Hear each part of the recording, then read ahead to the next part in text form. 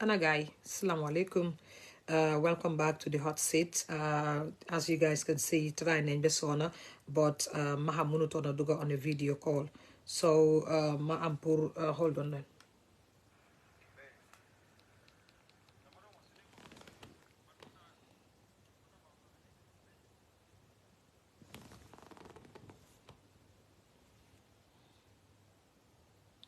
So guys, sorry, dama don't déglu voice message. So naka lañ ko waxate.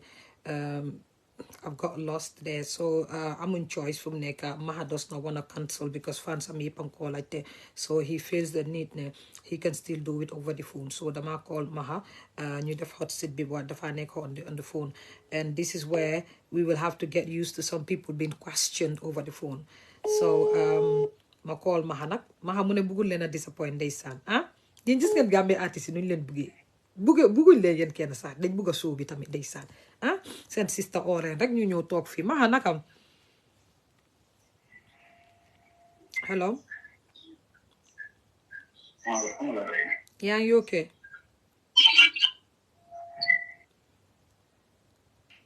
hello waaw Mahaa yaa ngi okay Yeah, man, fine. Good, thanks. Yeah, okay. Basically, we don't have a choice. Like you said, Bugulo disappoints a fancy. We will have to do it over the phone then. Yeah, definitely. Because we mom, dara lu ko yaate parce que ñu ko doon xaar last time bari na. Bilay tay sa ñu ko xaar bari na. Yeah, so duñ am dara lu ñoo def lu def ko ci téléphone bi. Yes, definitely. Mahaa Dalala, welcome to Aji's Corner, and I would say thank you very much for having to come to the show, the hot seat. Domokode was signing artist Bohamne. It wasn't hard for me to invite and get them. Is one of you. You are one of them. Sorry. When I reached out, you responded, and I got your number. And since then, it's been 2 months. Yeah, and hard to come to the hot seat. I always tell people when they call and say, Aji, is it my next week? I'm like, no. You've got people waiting on the list for 2 months, so I can't do my again. Mahaa, we don't have 2 months just to bring you. And Mahaa, thank you for your patience. I talk pour her. I'm gonna have meeting. Then they fogne hot seat, but they call need to invite the next week. No, Mota Malena one the first be December.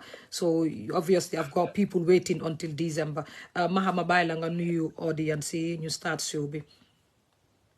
Yes, Ajay, thank you so very much. Assalamu alaikum. Everybody watching this show right now. And Haritlas and Rakas and Max and Domundays and artists. Mahaa Hamma, man with the Hamma Borom Batoi. You know, T-Town, LK representatives, you know, keeping it down. Wow, they welcome. Nyepsi show, yes. Mahaa loolu am na solo torop Mahaa I'm so sorry ne mun loo dugal video ndeysaan Musa moo si gën a sonna ndeysaan mu ne ma mu ngi bàyyi këram ñëw ndeysaan because people wouldn't understand ñi just dugga si ak later because they try Mahaa pour mu dugga si ak video waaye munuñ ko def so we will have to get used to this some of the artists nga xam ne mu ngi Gambia we have to get used to having them this way so Mahaa dañ bëggoon basically nga wax ñu a little bit about Mahaa fan la juddoo fan la yaroo ban school la dem because many people do say ne Mahaa from Talinding la jóge waaye man suma boppa Talinding la juddoo foofu la yaroo waaye man xaw ma Mahaa so dama bëggoon nga wax ñu a little bit of kuy Mahaa fu mu jóge fu mu yaroo. Yes, Mahaa Hamma basically Mohammed mooy the real name.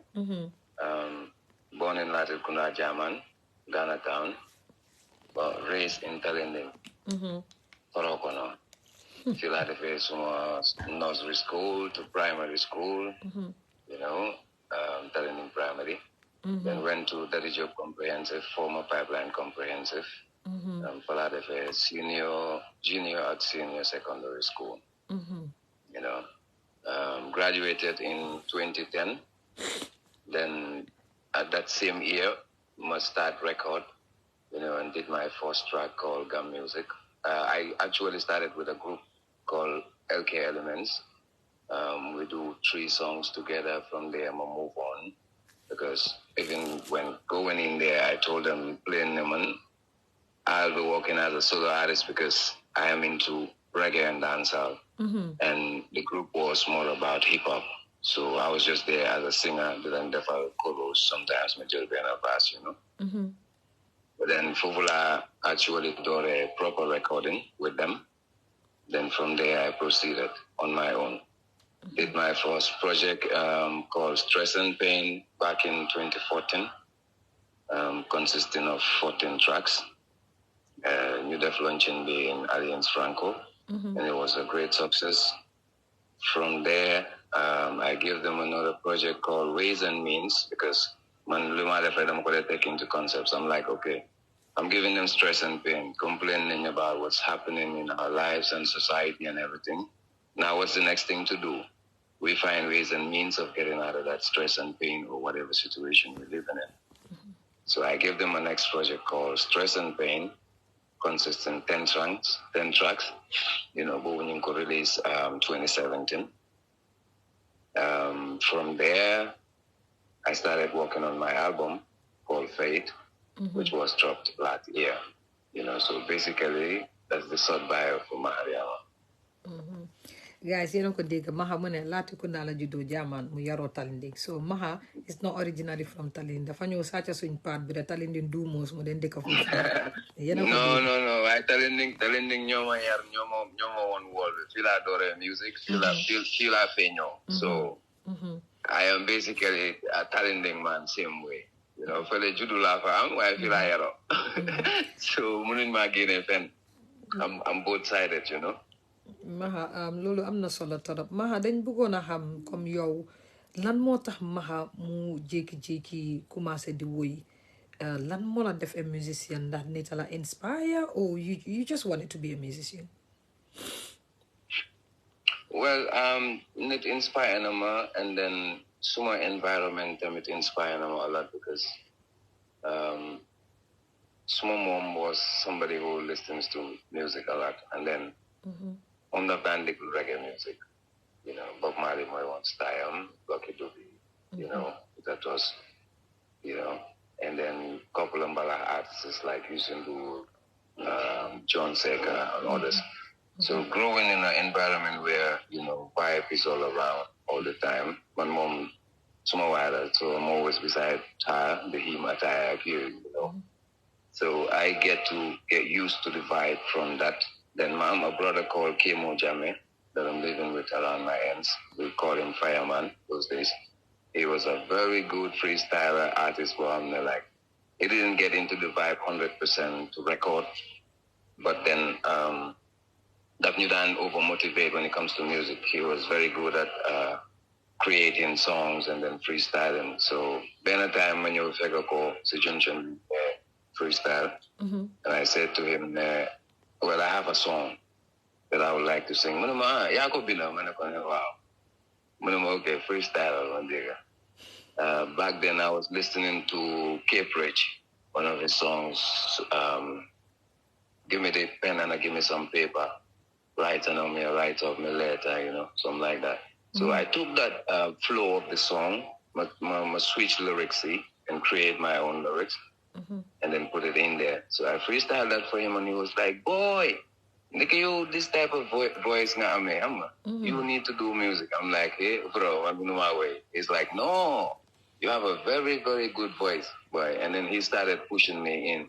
So mom, I'm on a studio. I'm going to jai cassettes, like watch it from a CD and record it in a cassette to sell it. So on that type of studio that I'm on, whenever you have a new rhythm from Jamaica, reggae rhythm, you need of their empty version, an instrumental. So he normally pile up those instrumentals, put them in one cassette, and he will be like, you don't need to listen to none of the beats, anything that comes, flow with it. So just make sure you on key. You know, so he got me practicing a lot, nearly every single day, and then listening to people like Rebellion the Ricola, people like Benjamin those days, people like Heartbreaker, from back then, Born Africans, you know, many groups. One moment I was so much into vibe. So with all this pile up together, I get to have the feeling there. I have something to say to my people. And then I would like my voice to be heard out there because I believe now I got something to share with them. So I got into the vibe. Maha Lolo, I'm not Salatora. Maha, but why reggae? Because many people would say like as a Gambian, you lot should go back to the culture, it's tradition, Sabarbe, Dindabeg, Tamabeg, you know. So is it not because your mom was so much in love in reggae, more that you want fall in love with reggae, or you just felt like you are a reggae artist? Well, reggae, definitely a genre that I love so much. Like growing up, I listened to a lot of rhythms from Jamaica, and then when I'm gonna capture some lyrics and be singing along to them. So I get to realize that with reggae music, there's a lot of truth to be told. There's a lot of reality, and there's a lot of like being yourself, you know. So I believe now, okay, mantam smobuge put message into music, not just put away and to or put for. Then I should choose reggae music to be able to get whatever information I have to share out there with the world on it.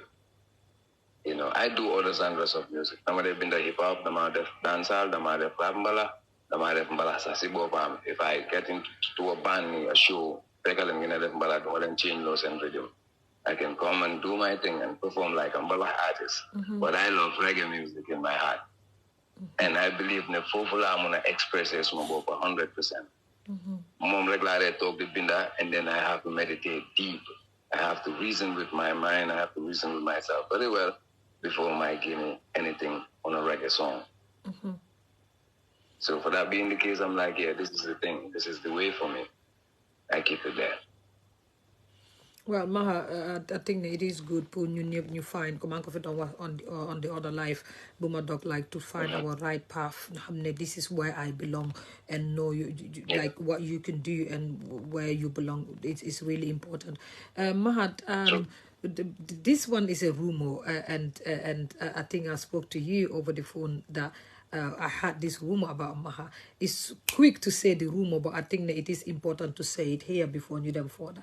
Maha, rumor has it Maha is one of the artists, Gambian artists bu gëna yaru. Maha dafa yaru be daf di rus. Maha dafa over respect be Maha bu toogee di waxtaan ak yow sax xool ko si biir boot mu xool la si biir boot problème la Maha ndax rumor bi dëgga la ab bu nekkee dëgga yow lan moo tax nga mel noonu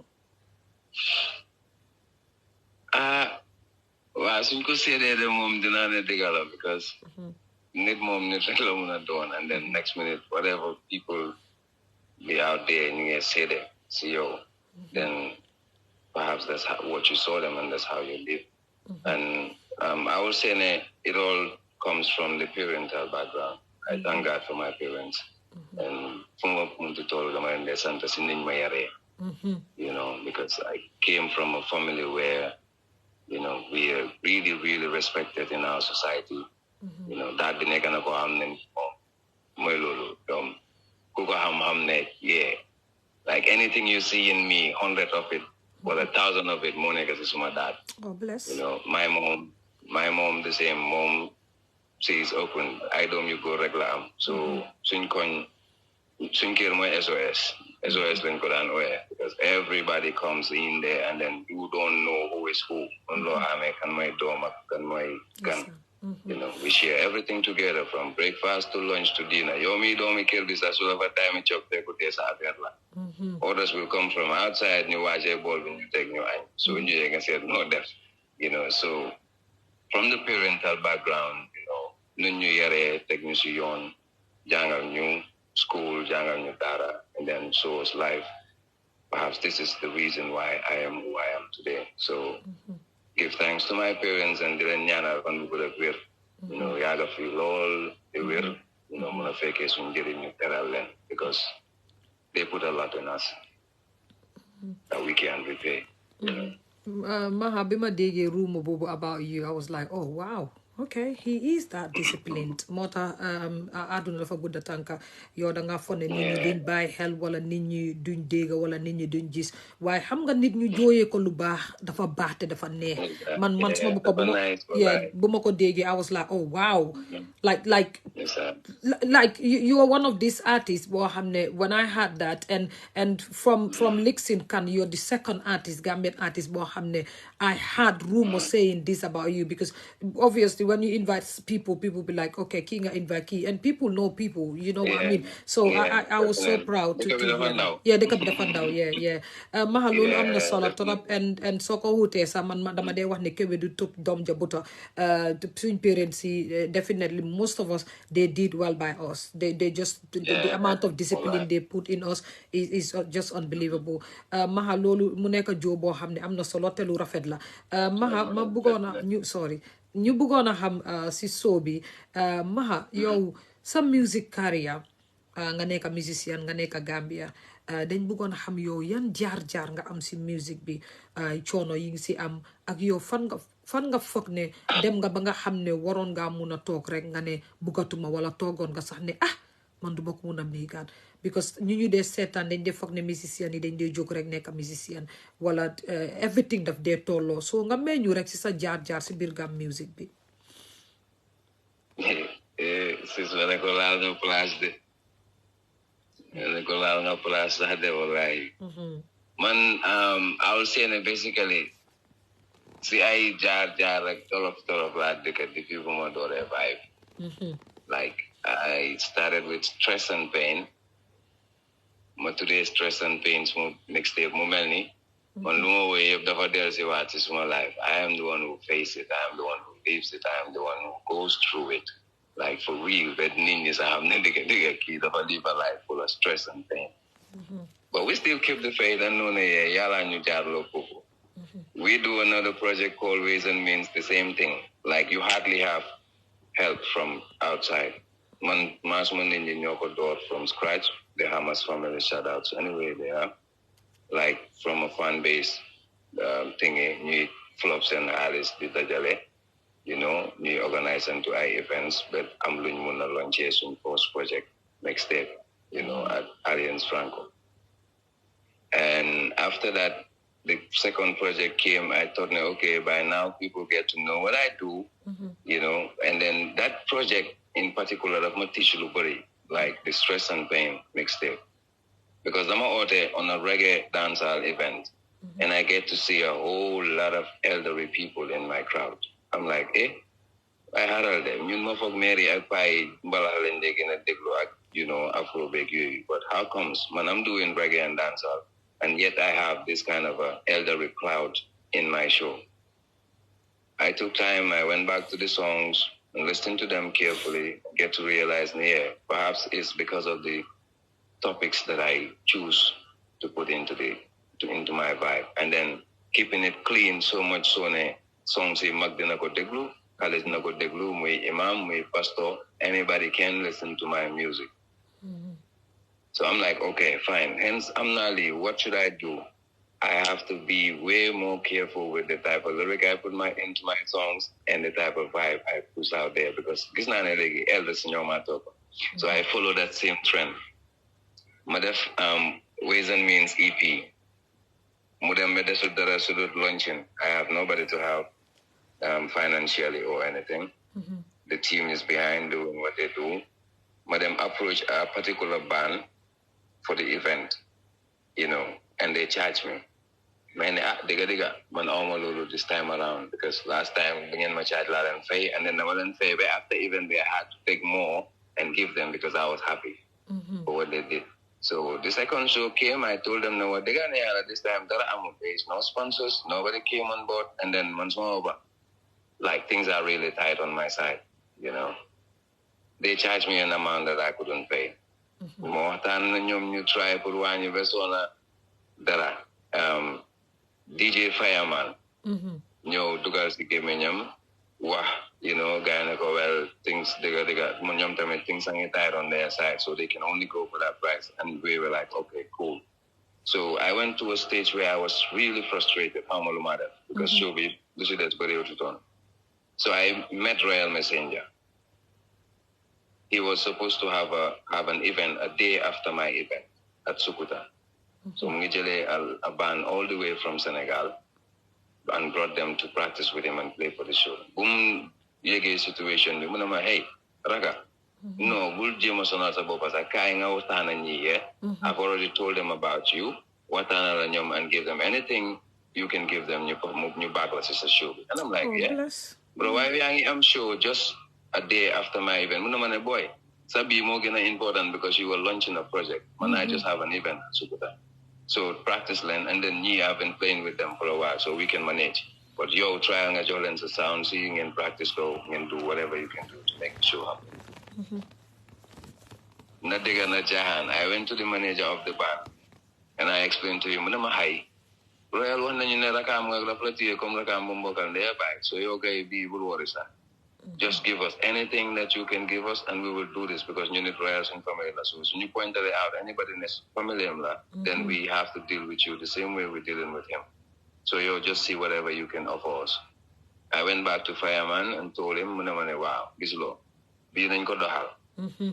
And basically, like that show, Fireman, a Royal Messenger, run everything, like when it comes to that band, send Dekas and Leka, everything to the day of the show. Can you imagine? We couldn't practice even a single day properly. My band. Every day, some of them for practice, we have one problem or another. Either you them lama could practice light amut, or you them take another band is practicing. So we have to go back home and do the practice acoustically. Like Koto begin keyboard he gain a guitar and they take the chords like that. This is how these people practice with me just for 3 days. And we get to the show. The people were amazed. It feels like I practiced with them for a whole week or a whole month. And they did a great job there. It will be nice there. And then after the event, I get to the and then they went home. And I'm so much grateful for that. This is my career because these people got me out of a really, really serious situation where I was definitely, in a very hard state, Yala nyo indil malen, you nekas mo ay kotoiba, you japasi bet, a very passing. So anyway, they are Royal Messenger, Fireman, big up, more blessings all the ways, From there, I get to the album.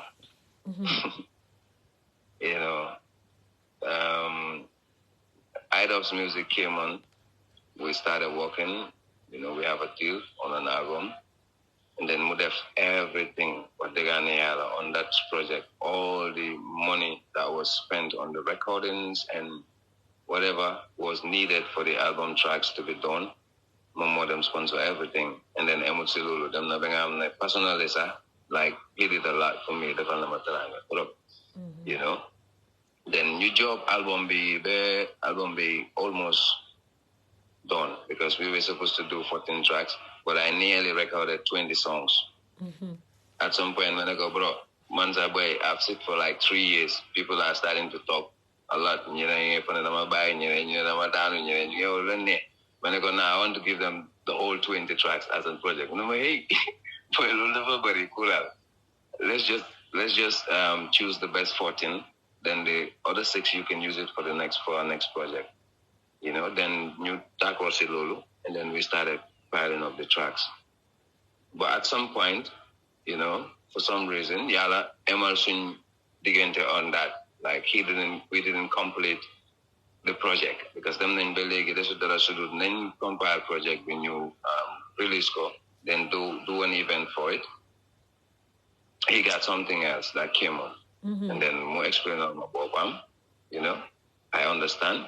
I tried convincing him a couple of times, but then more explain on I totally understand, and then let it be. The tracks and give it to me. I did the releasing. Before Michael released, I went back to him again. We chat. He helped me on uploading the tracks at CD Baby. Then Then I started working on the launching album event on my own. So knowing the Alma Ben sponsor, Alma Ben backup behind me, I had to look for a partner to do the event with. So I went and see Keba Telo and friends, Uncle Keba, Uncle K. Shout outs. Mawatana mom, well, mom, band a promotional team, which have a manager that is running it, and then they're gonna have collaboration with artists, and then do a part. Then your artist will do a part, and after the event, we go on a percentage base. I'm like, fine, that will be really helpful. So I went in for it, by Lino Nekala,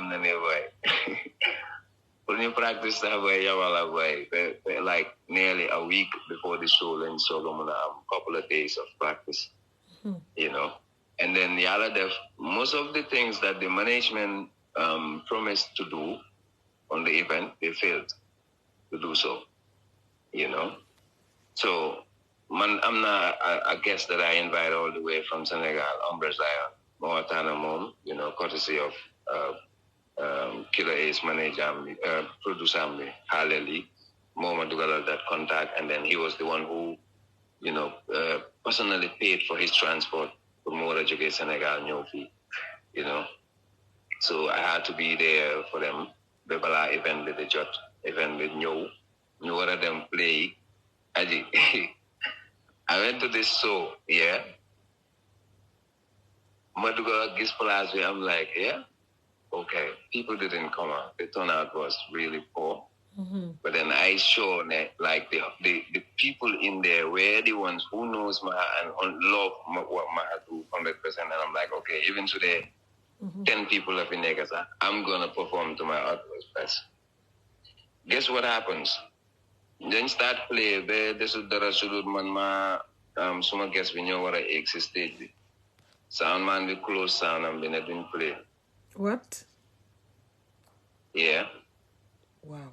Man, I'm a sound will stop. And I'm at backstage. I'm like, what's going on? Well, sound guy, we money promoter if I go, listen, I'm advance him. So, mom, he's asking for his money or else show within go continue. The same thing with Dalon, Sophia, mom, and around that same night. New Dugal Tanker Dugal Loha Wajan of there.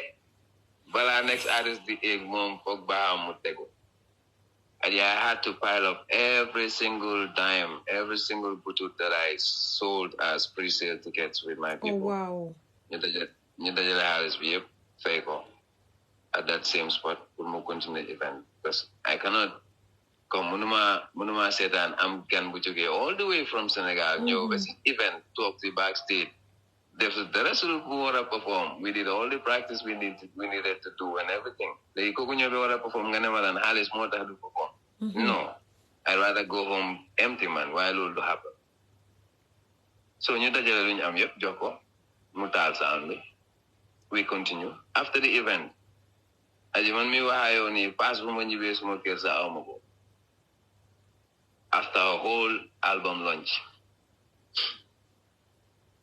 Not even a fear like taxi. Luma fare taxis and couldn't be from Manjai to Larikna was not there. Yes. I had to make calls, script karab lijante, betelo gani, fugai stay, yom bebum. Then man masoga lijante boba. I went home. I couldn't sleep because mangi by Igan and they're supposed to go home that same day. Majuk. Them lijante watch and pass. But if you nigga halatuma saluman the jaw as tokunde, but lilending below. I had to get up that afternoon. Lijante be am luman muna jaw pass modelo wat faker and manjai. But it was really by he's a very great person by Umbre Zion. Because he saw the struggle, he listened to the songs, he know the quality of vibe that is in that album. Muntat believe come what he saw. But he was like, bro, you have a great thing ahead of you. Oman is the signs. But this is something that shows you a great sign. Because it shows that you are somebody that perhaps people don't know yet, but when they get to know you, di nga wax ne comme diw waxoon na ma lii mu ne ma just keep your head up ñun understand nañ all the situation mu ne ma te man fu ma toll nii su ma ko amoon man may def si yow not yow looy ekkati jox ma mu ne ma because I see great talent in you I see real talent in you mu ne ma ne su demee nag ba nga xam ne nii comme things are going in the wrong direction down here mu ne ma you're highly welcome to Senegal anytime you call me nga ne ma da ngaa ñëw you're highly welcome. I'll get you a place to be and then find you a link to walk out there. And I'm like, okay, thanks. I appreciate Gungel and Nyibi, you know. But to be frank, Gambia is really crazy, my sis, you know. Then okay, they get to make you believe, yo, you have to be foolish and crazy like every other person to be heard. No matter what you sing about, no matter the topics of discussions you bring, no matter the issues and concerns about your society, accept people, they don't want to hear that. Santa Yaranak, the outside of Gambia, the world out there, a lot of people out there cannot even believe that we have such a project lingering in ourselves, within our Metni, that people don't even know about it. We even hardly hear DJs play the songs. When the songs are totally connected, related to the society, to things that are happening in our society, to the ways our kids are growing, to like how we supposed to be treating each other, how our women supposed to be respected and treated well. Bro, there is no topic now in this album. But then I sit back and relax and listen to these songs. I'm like, man, fan laa jógee nii fan dëkka ak yan kind of people laa am boy. But it's hard to comprehend. If you are not strong faithfully, you leave. Danga buy music totally, bro.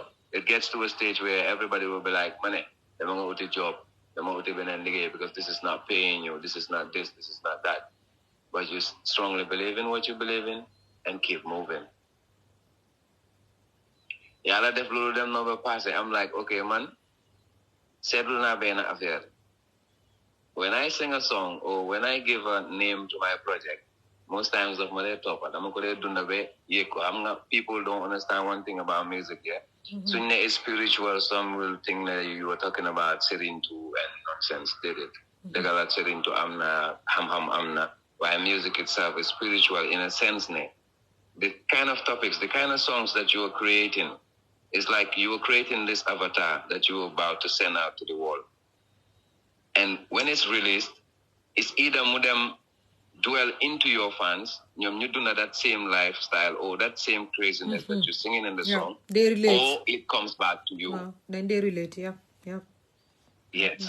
So this spiritual part of it, not every artist know they by hell. So they get to sing any type of song. They get to sing anything, without realizing the repercussions, without realizing like the effects that those songs are gonna make in our societies. So we say halay from nega ñu mel ñu mel ngay dégg ay Robin ay Jamante ay they're listening to them from the songs. They're having all those spirits from the music that they're consuming. So they get to live it like in real life without even realizing the music the type of vibe they're listening to more than nega they lead into that type of lifestyle. Ñun soo gisee ñun tey ñu am this mindset of wow, they keep swing music clean, the topics and things. It's because of the likes of Rebellion the Recaller. The people ñoo nekk xale man si moom laa gën a believe in okay kon mën ngaa nekk a Muslim the def reggae music. It's not just ne da nga war a nekk a Rastafarian or a Bobo youth or whatsoever. You can be anything and sing. Déglu naa fi Alpha Blondy and I hear the messages he's putting in. Déglu naa fi Barry Adama. And we heard the messages those people were putting across. So these are things that we grow up with, and then it helped us a lot to understanding what the world is about.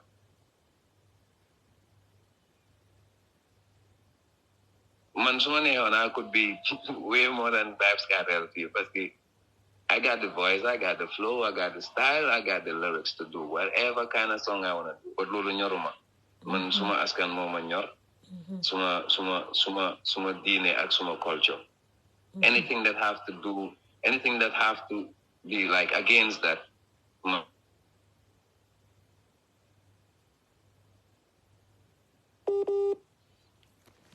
Guys, but I do the soxla nañ ko.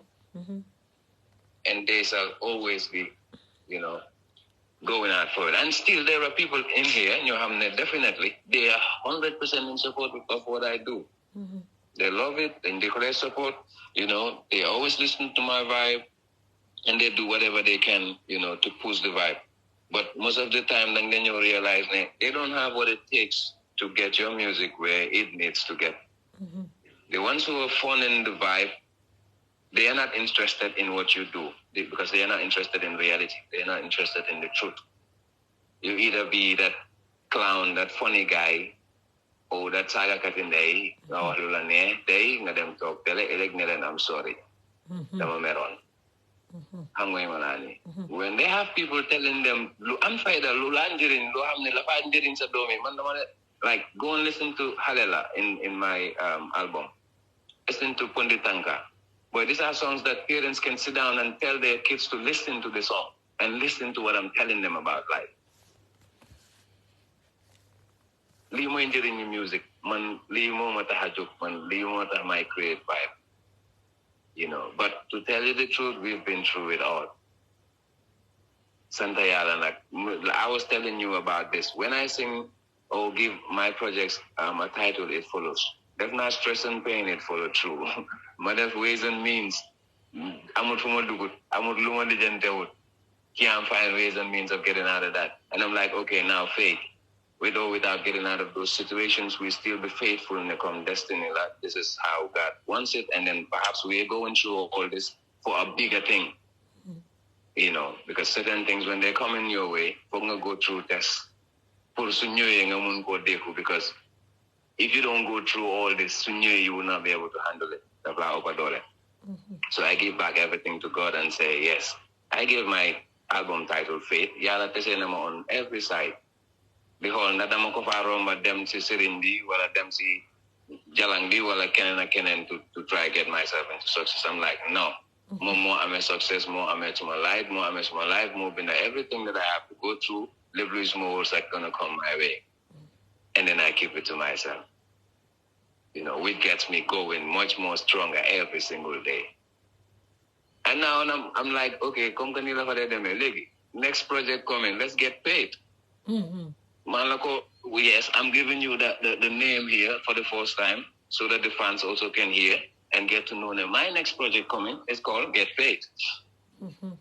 Inshallah. It's going to be a 12 tracks album, more of Afro, dancehall songs, and perhaps one or two reggae, because I'll never leave that behind. So let them watch out for that project coming, inshallah. Maha, li nga wax is so touching.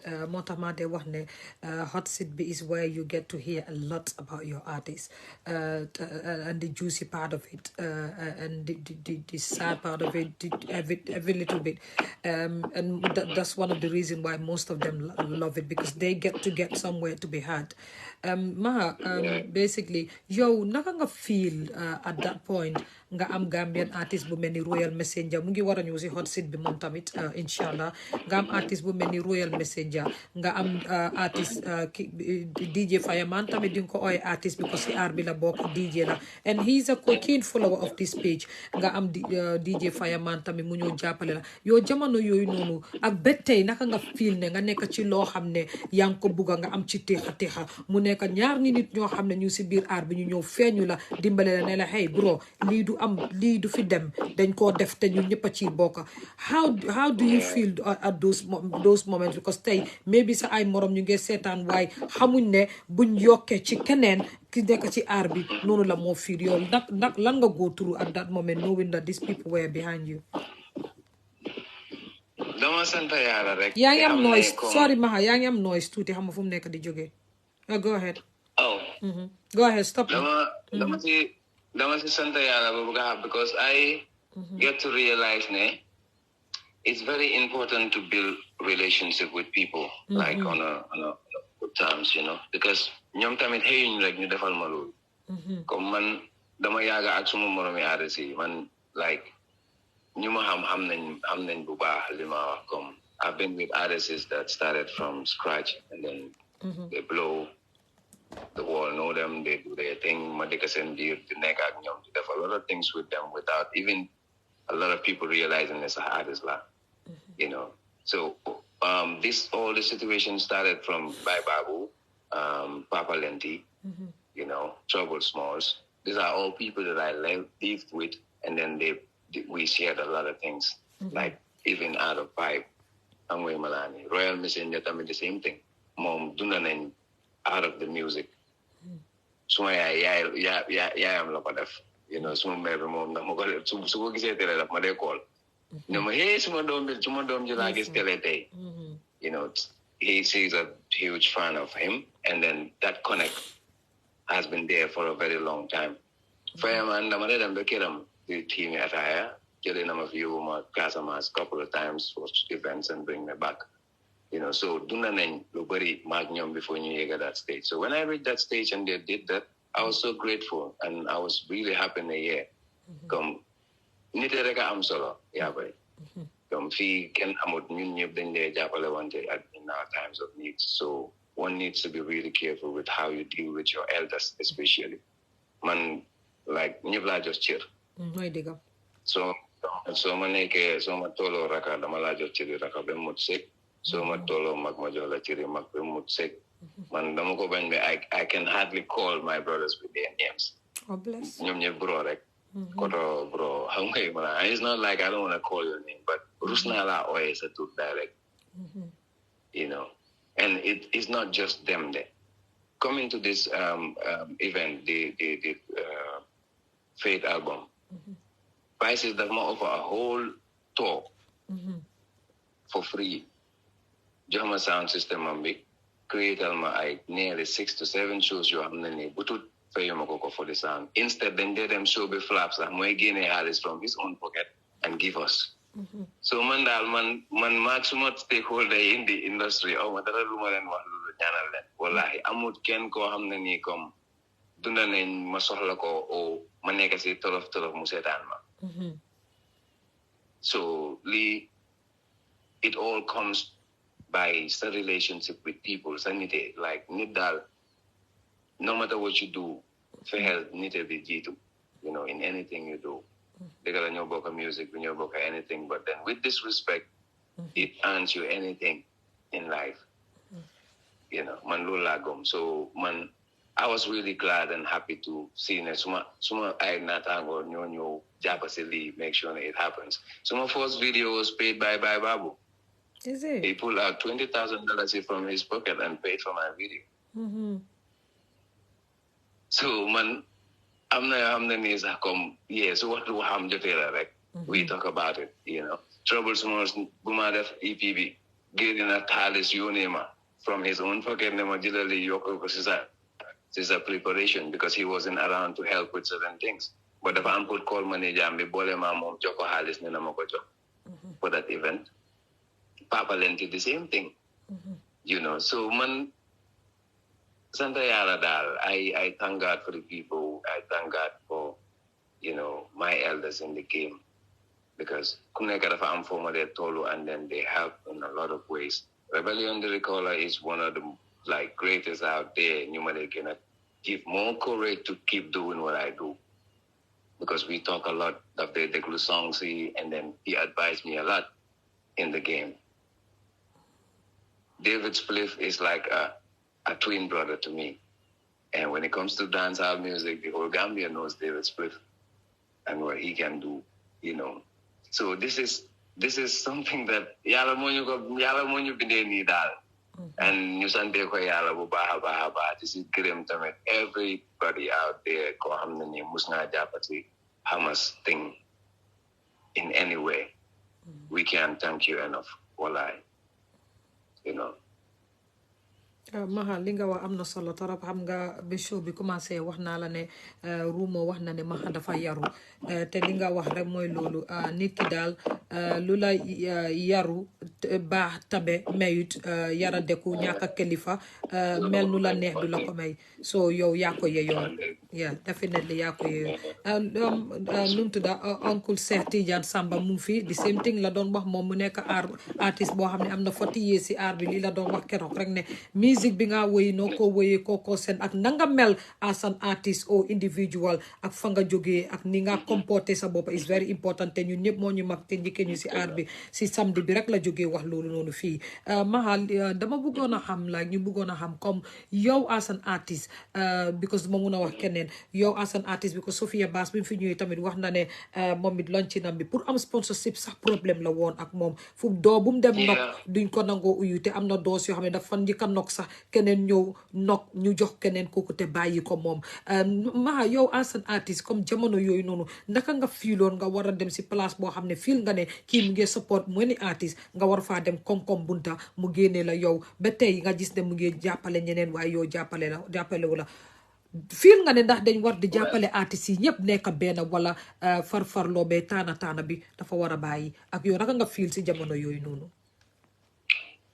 Well, li nga wax na rek comme man dama dem be at some point I'm like okay perhaps bëgguñ dëgga tamit you know because you get to realize ne dëgga la they are supporting you know but most of it you know support most of you know dugal seen xaalis di spend seen time and effort and energy njëriñu dëkk bi dara mënuñoo represent dëkk bi fenn mënuñoo def dara luy tax comme world be recognize Gambia as in Gambia. So why do you always sideline people who knows what they do, love it, believe in it, and they giving you something that Lula Njerin said I don't, Bessie I said no, you choose to put those ones aside because people don't know them. How do you expect people to know them if you don't put anything towards them?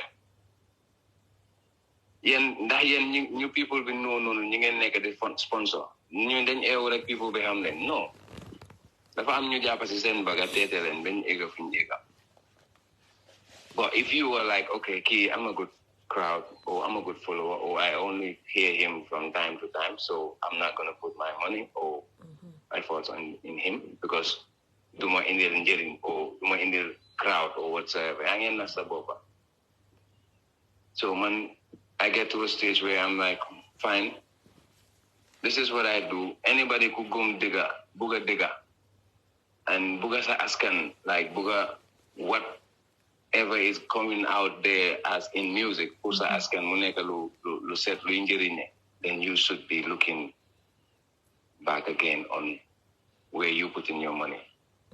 Because nang ba hel ne boy, come on, I don't know that. Anything love sponsor or anything Lord dugal sa halis leblu mo juri fele elek am nga si part.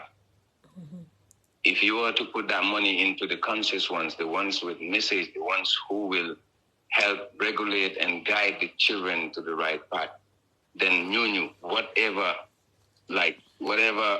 goodness that comes their way for those children or that community or that society, you're with young and part. So nañ di bàyyi xel bu baax ñu bàyyi par lobby and the politicalize music have nothing to do with politics but fu mu nekk nii dëkk bi dañ politicalize music dem ba nga xam ne some take it in a stage where they want to bring it in a how do they call it again dañ ko tribalize instead of you listening to the person no you want to know where the person is from you want to know what the person is or what he or she represents. So I'm with any close relative or anybody who is closer to them, they don't consider you no matter what you do. And it's on every talent in Gambia, from sports to entertainment. Ñu gëna mun lu ñoo def ñëpp ñu dañ leen neglect. And then it gets to a stage, some of them then they give up and leave what they do and go to something else. When they could have take the flag toward next level, way back. Man ñu ma daa music laa xam fii Gambia ñu ngi toog ñoo xam ne ni comme record sax fekkatu leen si because of the way they've been treated by our society, because of the way they've been neglected by our own people, from DJs to promoters to companies that are sponsoring events. So we the Gambians need to really, really, really look back into this because mu ngi gën a yaxasuñ society the more we put money and support into the wrong thing, the more our society is going on the wrong lane. And nobody can stop that. You're not jot. Then try by all means to make sure we reach out to them with our vibe and whatever we do. But then for say when Ken talk Ken we keep doing what we do, we reach out to people, and we expect them to support the truth and reality. But if it's not working like that, I'm sorry. It gets to a stage where if I see a way out, I'm off there because I feel like so why would I waste my time sitting down there? Which is a reason why a lot of people are outside of Gambia now. You don't hear them again. So let them look back into things in the right way for everybody to benefit. Mahaa, li nga wax am na solo torop. This is where you get to know how mature your Gambian musicians are and how mature, like the Gambians that you see online and all of that, having to listen to them speak. Mahaa, li nga wax am na solo torop. Mahaa, dañ bëggoon a xam yow, when was the happiest moment for you in your whole career? One moment was the moment you said, wow, I love this and I want to continue doing this. Happy moments like the most special one. Yeah, wow. The most recent will be seeing how my business plan song is doing on a Ghanaian page. Is it a page all the way in Ghana? Not even in the Gambia. Can you imagine? No. A page all the way from Ghana, a reggae page from Ghana. New Jail Song B and post page, and then tag Masi with STAs and stuff. But actually, when I went into that post, Madugas' comment section here, no, I literally have goosebumps. Like, boy, Munma understand. Like, just through reading comments, you have this name's taking you Gambia, bro. But then what they hear, the talent they hear, the content of the lyric inside that, some of them be like, boy, bring this song to Nigeria and you will be blown for once. Like one time, you are gone. Some will be telling you that these are the type of music we need our children to be hearing right now. Some will be like, okay, when Jamaica is crying, the Afrobeat is taking over the world. All of a sudden you have such a great song coming all the way from Gambia. Pick up my Gambian people. So I get to realize now I'm making a whole lot of other people know about Gambia through just one song. And it's not even an official video. It was a studio video, Jam Boxy, STS. Imagine if that song should have been visualized properly. What can that bring for us? And do be a song over there are different songs in this album you have with the right visuals. Senegals, I would not believe Yangi Gambia did that type of music. Yangi Tofi, nobody knows you. Because they respect her and they know exactly what music is about and they know the business behind the music. So this moment of reading those comments got me really wild and it got me stronger. It got me motivated a whole lot more than this. Okay, and you guys are sleeping on me. Whilst our neighboring countries in Africa are celebrating me. So alhamdulillah, it got me going more.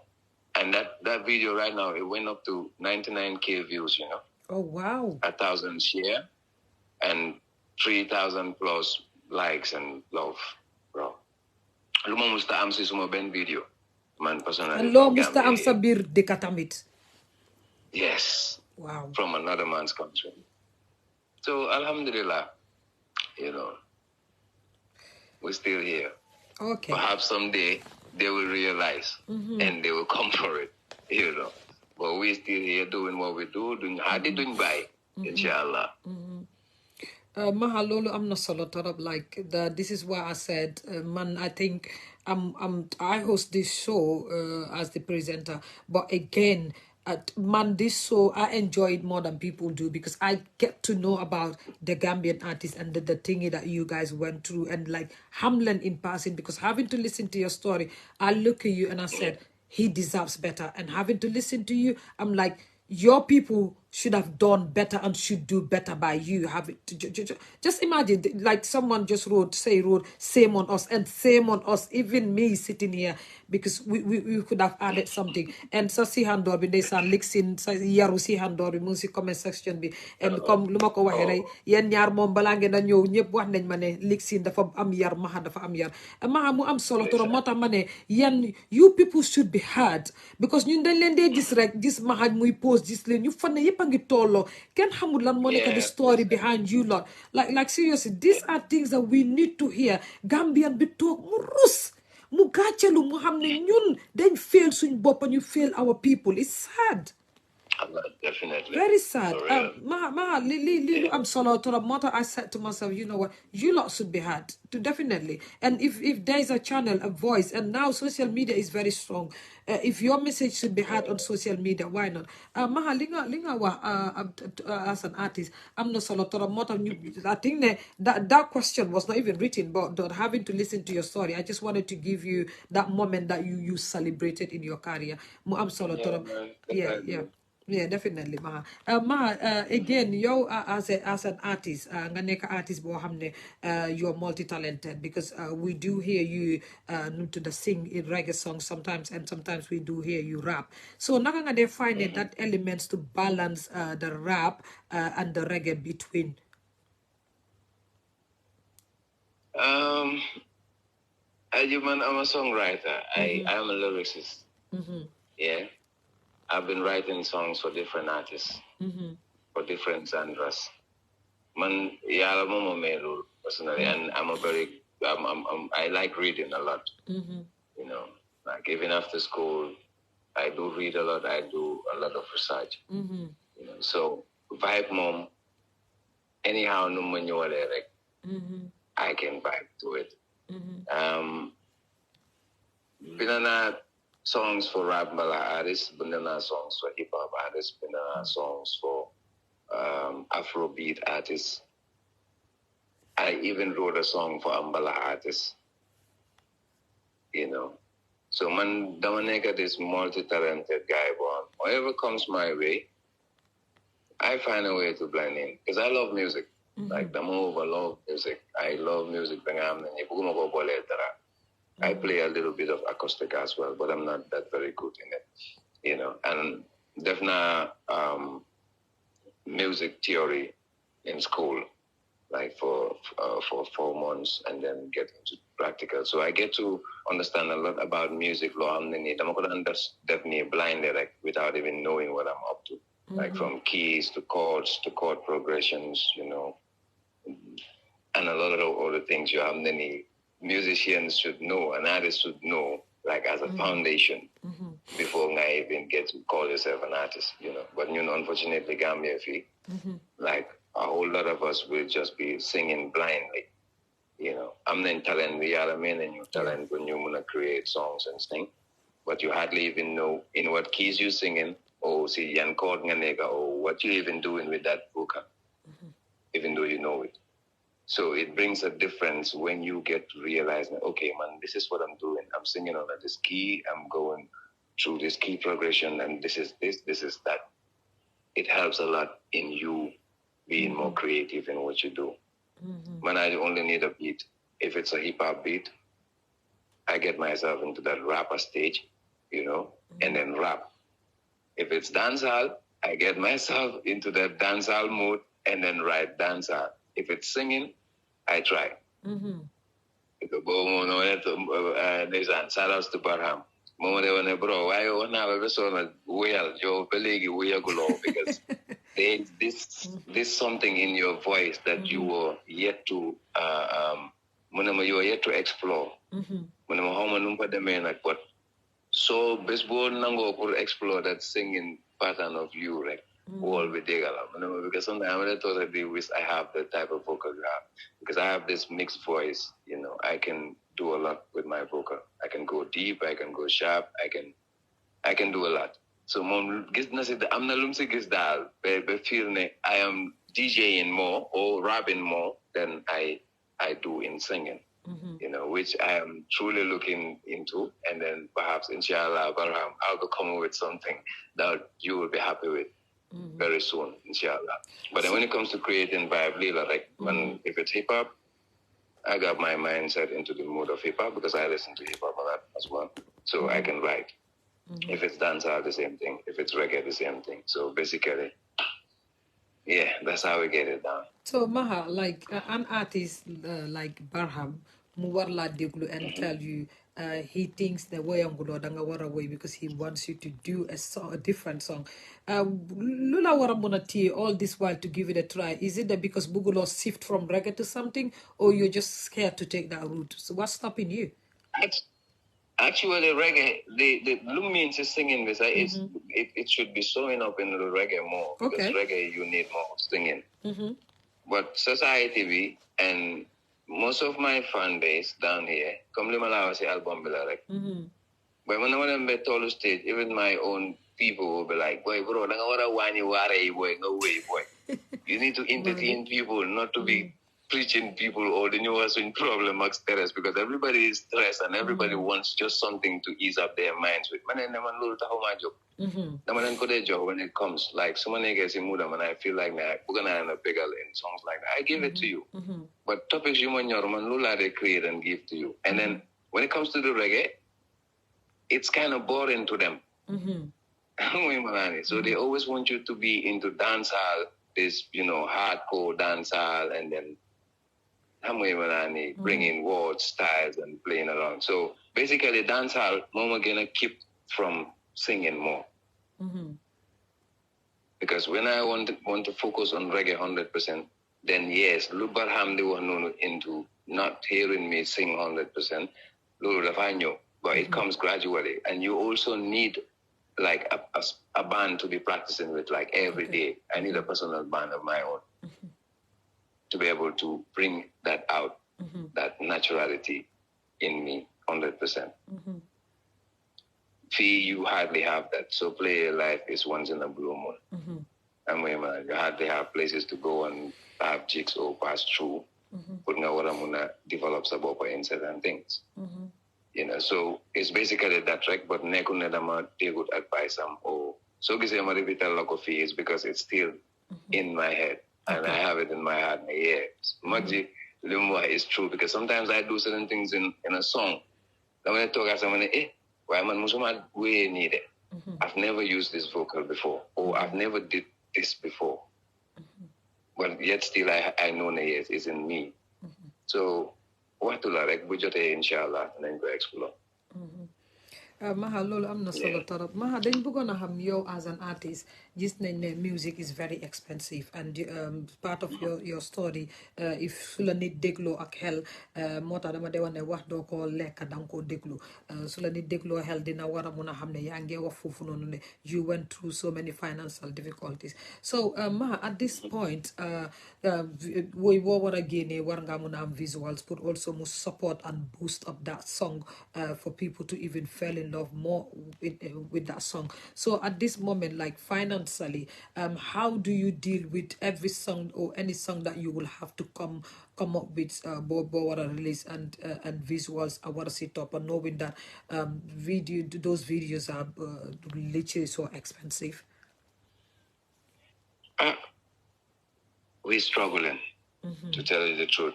Like album Missy Bob, I'm not nearly 4 to 5 songs I'm dying to visualize them. Like every day amongst my bubble, but I didn't have what it takes to visualize it. Songs like Jigin, Malako Office Birwa, songs like Jigin, Business Plan, Punditanka, Shame, the song I did with Rebellion.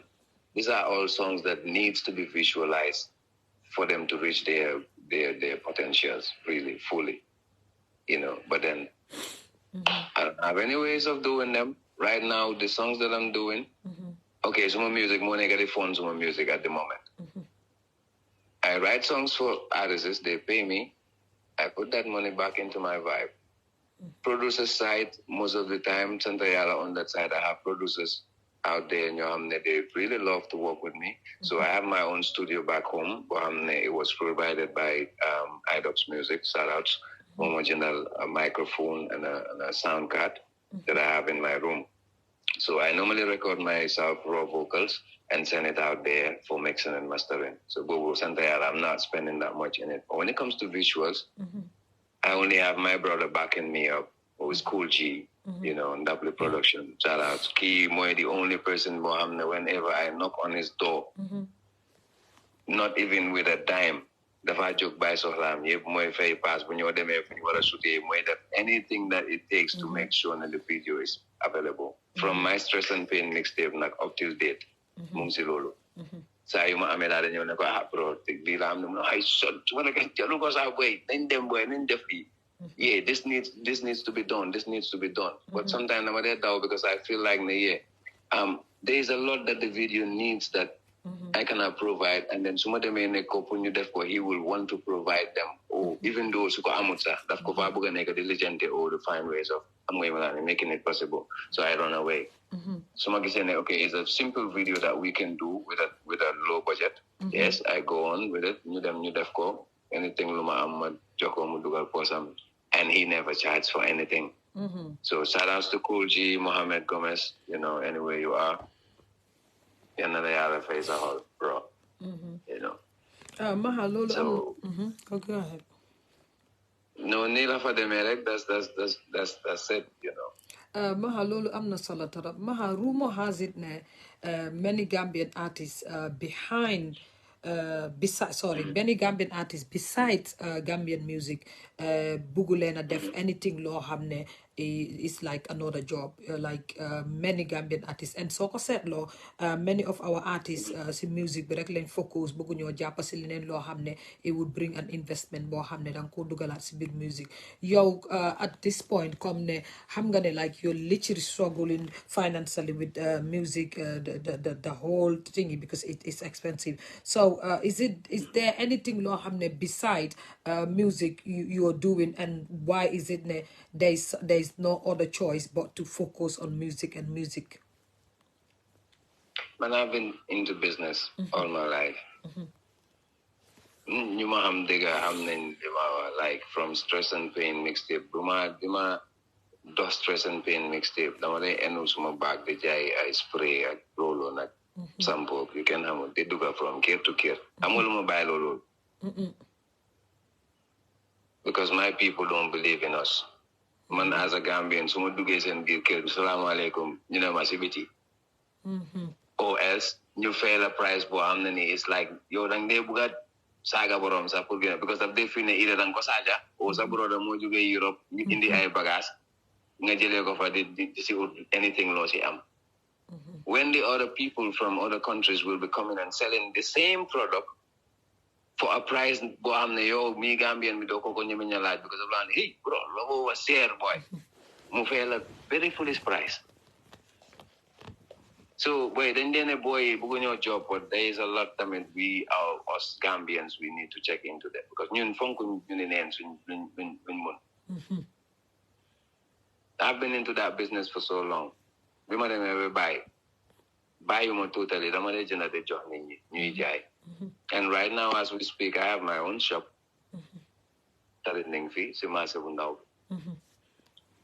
I did the song business plan. And what I said in the song is not that I just said it for people out there, but I believe in it. That's why I put it into a song. And I said, if you have a business plan, start walking, think like a businessman. Because life on no easy road. And only you alone can help yourself out here. So people are trying. People are doing their best. Man, okay, I've been looking for them now. A couple of jobs. I couldn't stay there long because of the situations of the job and then the conditions didn't favor what I do. I had to leave. But I still keep doing my business, and I have my own company that I registered fully, doing lyrics writing for the artists. They have coaching, vocal coaching. They have studio, how to call it, assistance for artists. You call me, you want to record a song, I get to the studio, my director on what to do and what not to do. You pay me my money, you need a song, you send me a concept and a beat, Mabinala track beat on an instant, send the lyrics, send the flow, you pay me my money. So then I record a song already, I deleted from my phone. So man, I'm into business. I'm not just doing music alone. I'm sing like the half show, did it.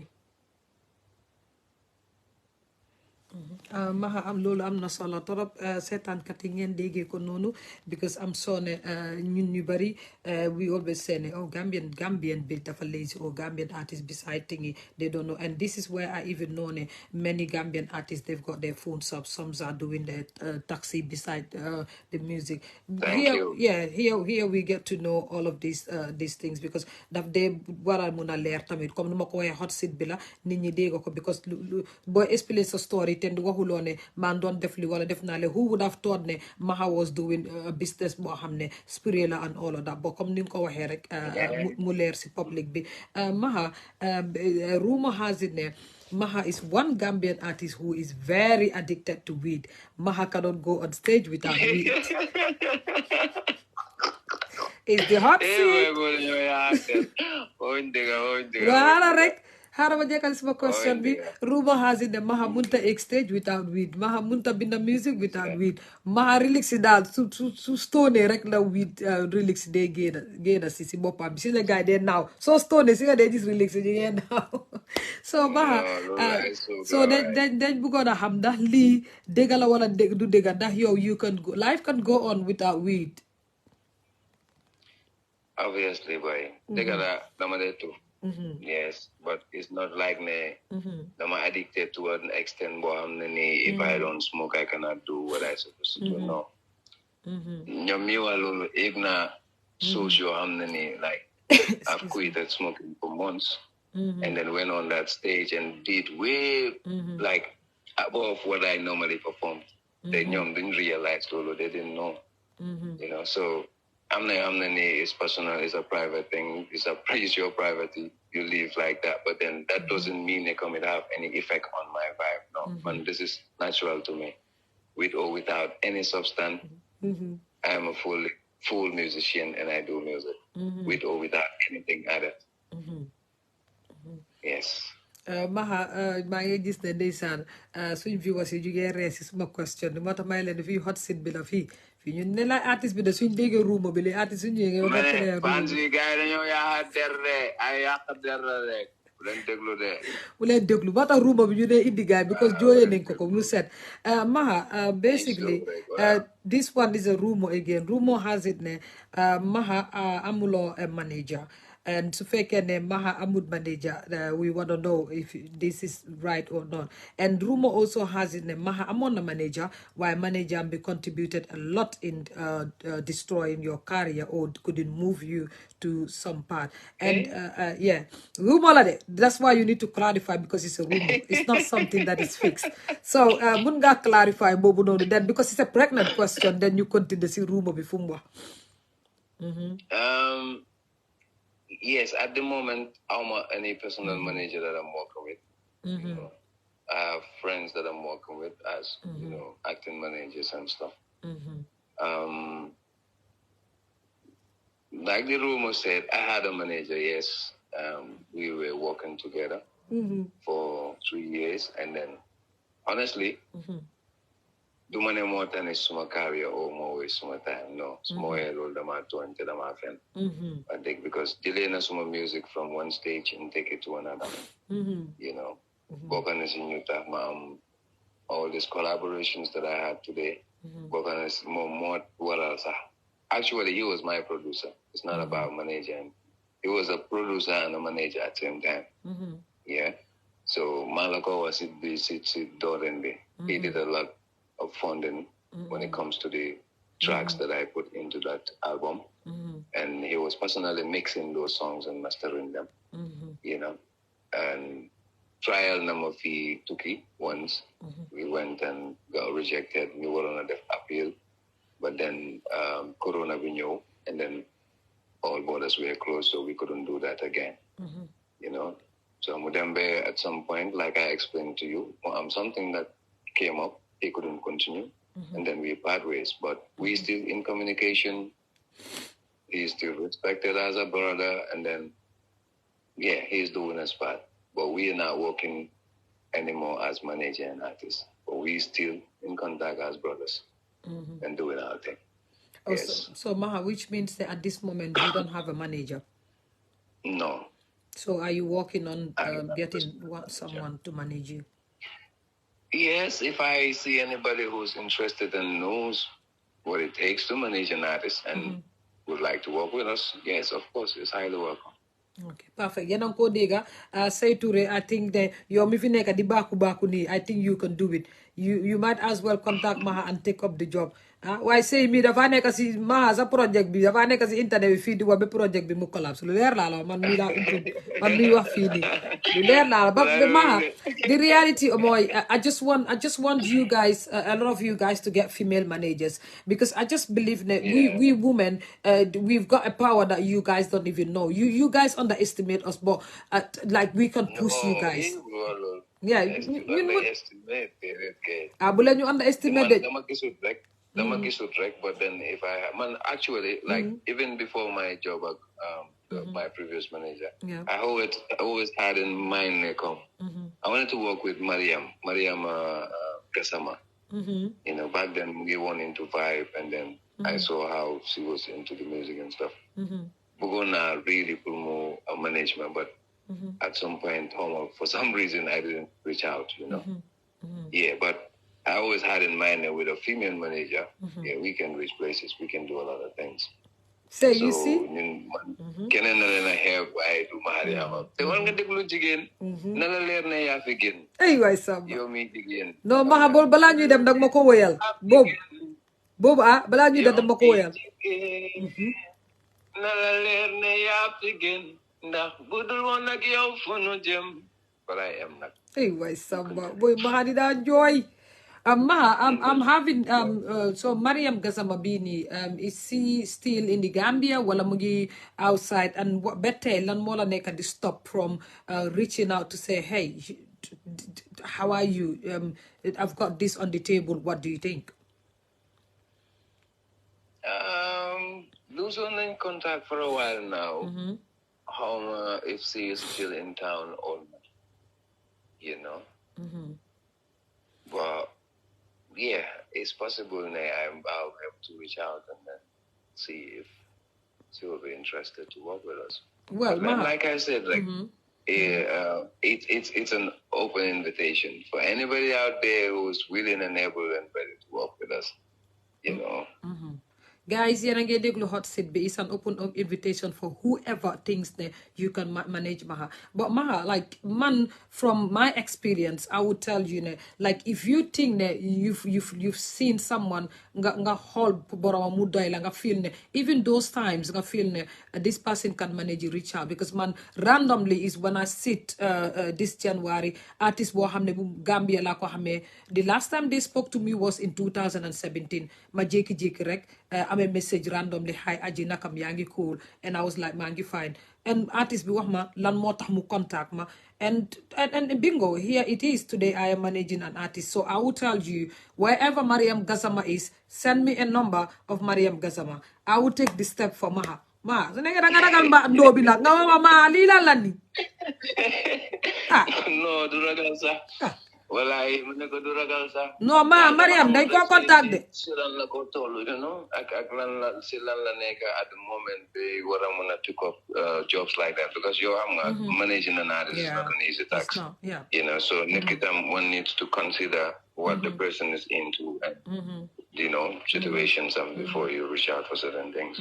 Well, nothing else. Well, Ma, it's you know, to try and fail is not a disgrace, and to even try and the person says yes I can do it and no I can't, is still the reality of the matter is you strive, because man, when an artist tried at the first, I said no, I can't do it, but when they sent their project and I listened to it and I said yes, I want to be part of this. So I think we should try, and Maha, we're gonna try, because man, I'm not sa WhatsApp bi so len xamé Mariama Gazama, please jàppale leen ma rek wan leen ma Facebook am, man maay dem lijjanti Mariama Gazama, man fii dinañ ko fi lijjanti. Maha, loolu am na solo torop, because I have to be there for a brother, to be honest. And if it's gonna take a message for me to get to Mariam, we're gonna do that.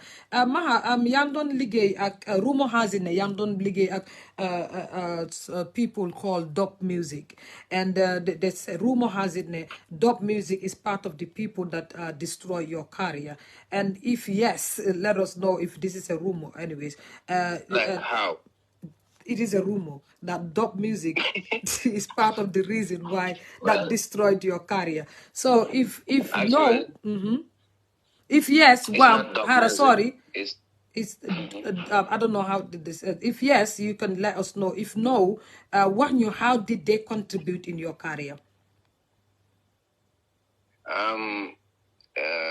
Like I said, it's not dub, it's iDubbbz music. Well, iDubbbz, wow, sorry, man, my mistake. But I'm a mistake. Wow.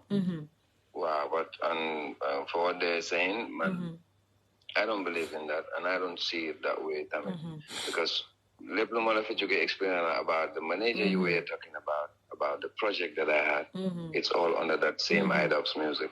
You understand what I'm saying? So du ma la wax li ma la wax noonu yëpp on him, and next minute ma ñëw di war a nangu ne moom moo tànn suma career. No, man dama gëm ne rek yàlla ma jaarale fii, and then moom dafa am lim ñu boole, ñu dem ba mu em fi mu war a em, yàlla emale ko fa, and then we cut it there, and yet still we communicating.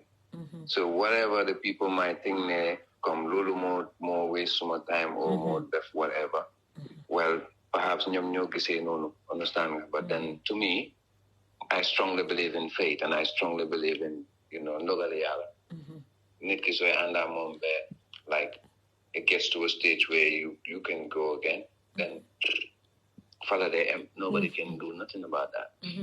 But I don't believe in saying Diu Sangamaya has a career or more than it said. No. We're still doing what we're doing, and then we having the same opportunities as every other artist out there.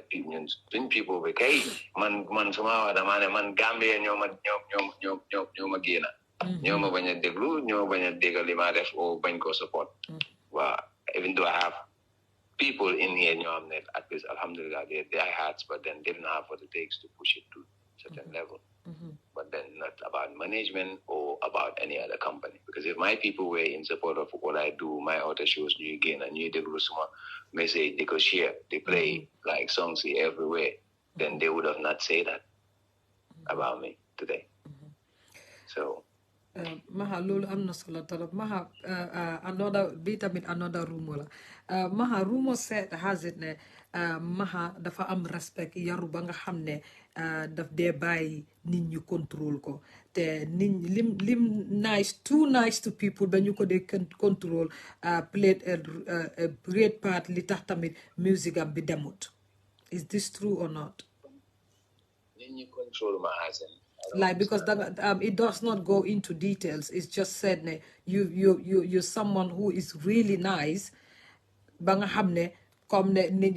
obviously if you're nice, they say people control you if you do most of the time what people like or something like that. So that's part of the reason why your music demut nono, because you're too nice to people. Well, perhaps mom noon like you say, but man, I don't see it that way. Because man, agluma nice. I'm not afraid of good told me ham licken si man agluba si man banya ham ni like domo wa lima wa depth or depth si do lumangiri, so being nice will not reach to that level. My wanna say that you nga control mo o di mo wala halatan bo du ma okay, rumor ñe fofu da nga mistake. Maha, lolu amna solo torop, naka lañ ko waxate ori duro kura mu ne rumo thank you. Maha, li nga wax amna solo torop. Rumo lo mu ne duro mo dama benen rumo desut fofu xana. Rumo thank you. Waaw mu ne rumo jërëjëf ba ko del laaj ma ne rumo ma romba rumo mu ne aji xana benen rumo desut fofu.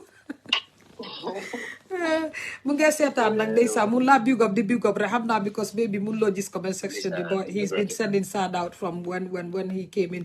Maha dañ bëggoon a xam yow since Gambian market bi they're not it's so much in supportive of reggae dancehall and rap duroo mu ngi loolu sax mu ngi comment Maha dañ bëggoon a xam is there any possibilities boo xam ne yow yaa ngi think of ways of switching your kind of music ndax yaa ngi xalaat noonu wala mus nga toog xalaat ko or in the future dinañ toog ba dégg ne Maha mu ngi switch his way of singing. No. Because okay, Gambian nekkul ne ñëpp ñoo nekkul di follow, but then ëpp doole bi nekkuñ di follow. Waaye da nga gis ne fi music gën a amee xaalis fi moo gën a fayee ñu ngi follow. Understand? Songs yi ñu ngi all over the platforms like iTunes, Spotify, and other platforms, and they ñu ngi jënd gaay. And then the fan base is growing by the day. And I look up to seeing myself representing Gambia in festivals all over Africa and the whole world at large. Man, summa side of the vibe, I am so proud of them, and I see the progress that they're making out there. Look at Rebellion. Gambia is not talking about him, but Mungeto Wall every year, and then Mungo represent. Sakarim is out there doing his thing. Benjamin is out there doing his thing. Lixon can the same thing. Malani, Heartbreaker, the same thing. Jaringo, the same thing. So I'm just one of the small soldiers coming up. And I'm not planning to switch at any time. No. I want to still follow that same lane and go and represent my people the same way. But this time around it's going to be somebody from the grassroots taking it out there and bringing it back again, straight. Come, prove something to the Gambians and show them that, look, it's not about just what Gambia wants to hear, but sometimes look outside the box. I don't know if he's listening. Come, we are living in a world of social media. Come, munulo ma fay, munulo ma nuba. Yo, so much deglu, it's 1,000 more of you ma deglu out there, ma bege, and they jaran and anything. They're paying whatever it takes to get my music. So with that alone, I'll keep pushing. Maha, Lola Amna Salatarab, this is my last rumor to you, and the rumor is already making me smile because of the questions when I see them. Before I even ask them, but it just amazed me because I want to hear what your response to this question is going to be, and that's why my bike a last rumor. Maha, rumor has it there, first class chick was Maha's girlfriend, and she was your favorite girl at the point. Is that true or not? Mahara. As a presenter, I don't want to laugh, but I can't help it. So, I don't know. Just go ahead.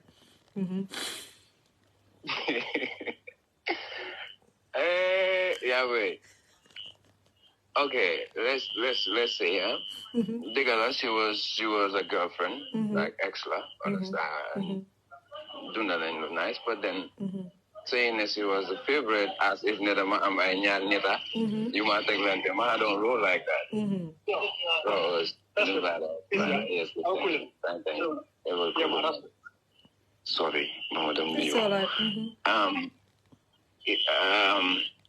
Man, I'm a person who sticks to one, and so much I'm going to something else, but then come to say and do something on my own, it's a favorite or whatever. No, I don't see it like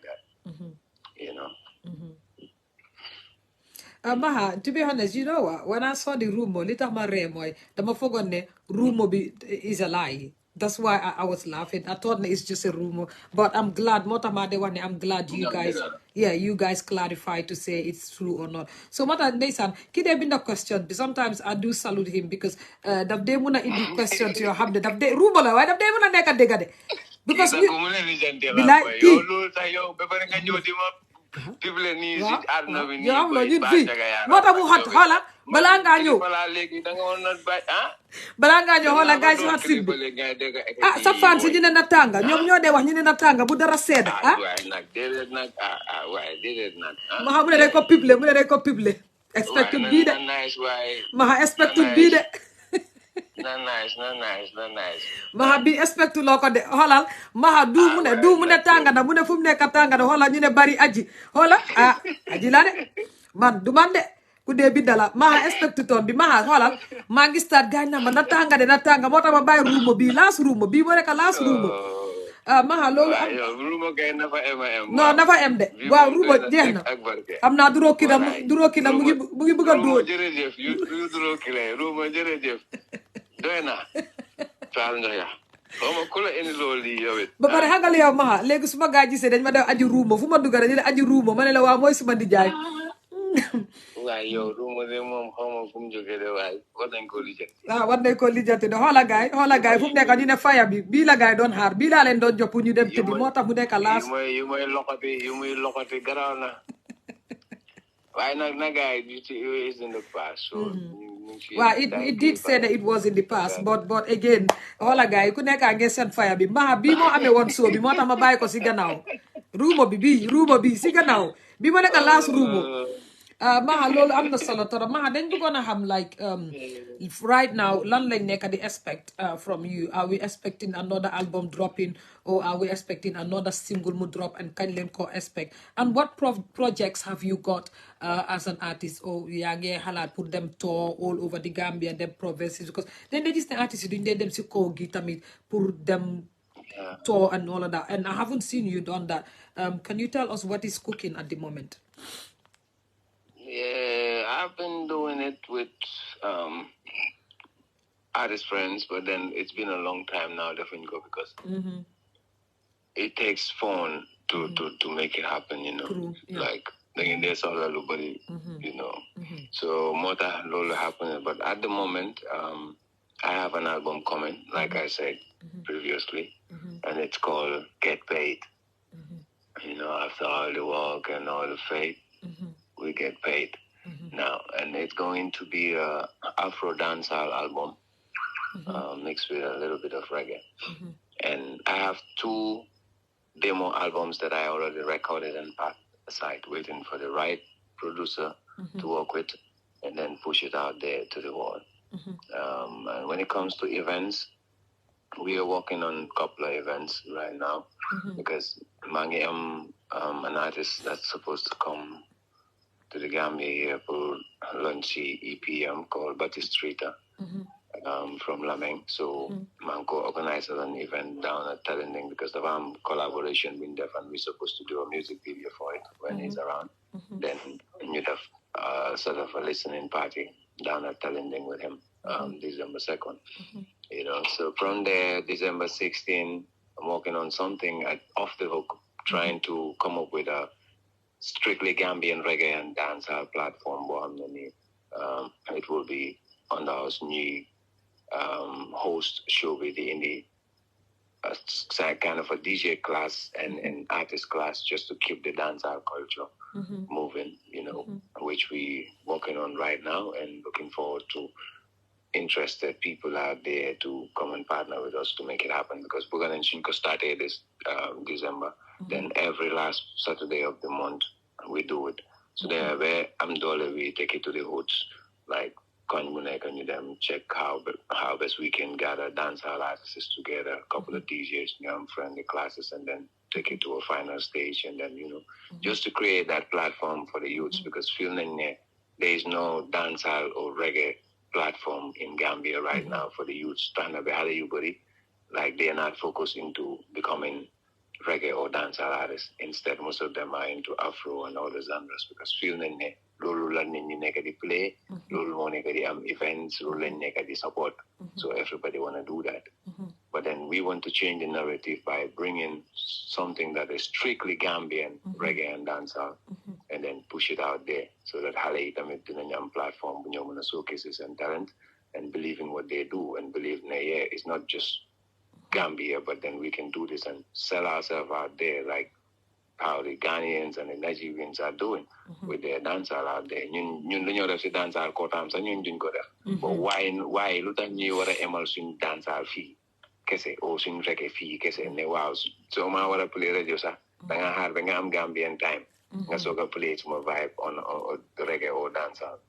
So it's making a lot of youths, divert to something else. So let's try this out and then see how best we can make it happen. So December 16, inshallah, will be the first event that we'll be opening with.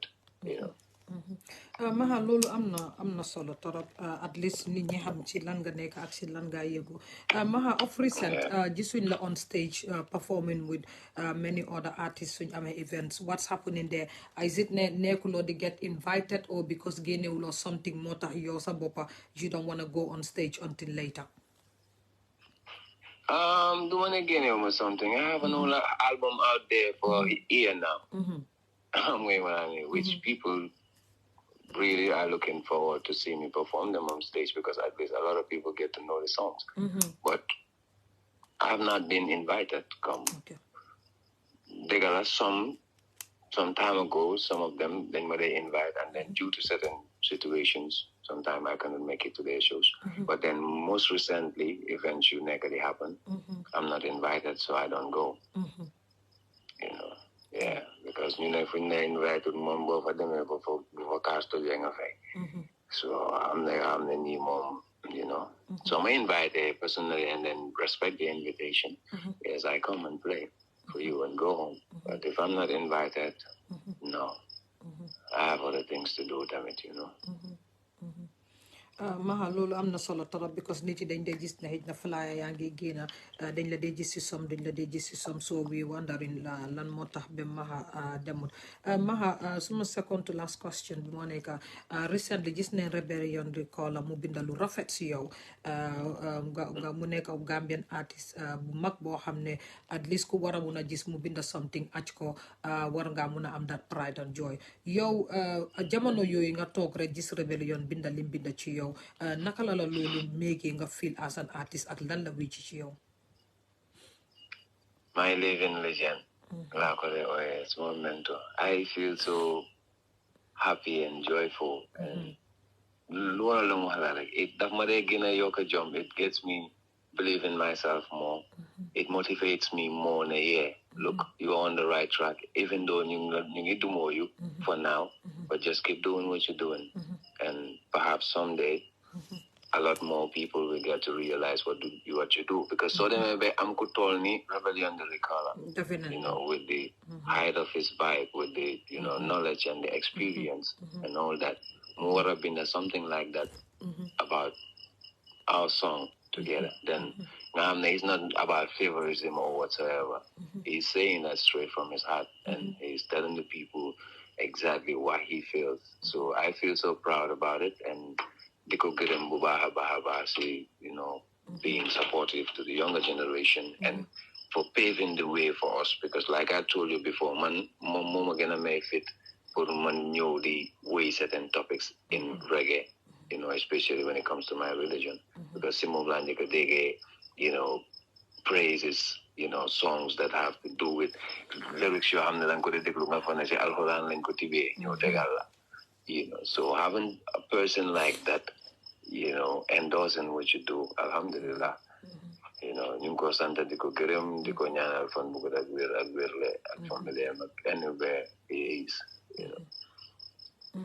Maha loolu am na solo torop Maha before ñu dem suñ last question bi moo nekk Maha yow nekk nga one artist boo xam ne seetlu nañ ko man bindoon naa ko sax bu yaagut Maha artist boo dem si page am mun naa wax ne 99.1% Gambian artist boo dem page am di nga gis ne Maha mu ngi ko follow Maha mu ngi like li moo def Maha mu ngi interact si boromam page am Maha yow as an artist maybe artist yu bari defuñ loolu waaye yow téyewuloo sa boppa foo gis ne gam music la gam musicien la yaa ngi fa yaa ngi laaj yaa ngi def lu nekk man sama boppa teg naa notice lii ba share ko yow lan moo tax nga toog bene man I need to give support to every other artist behind ndax yow tamit yaa ngi am that what's it called again support back.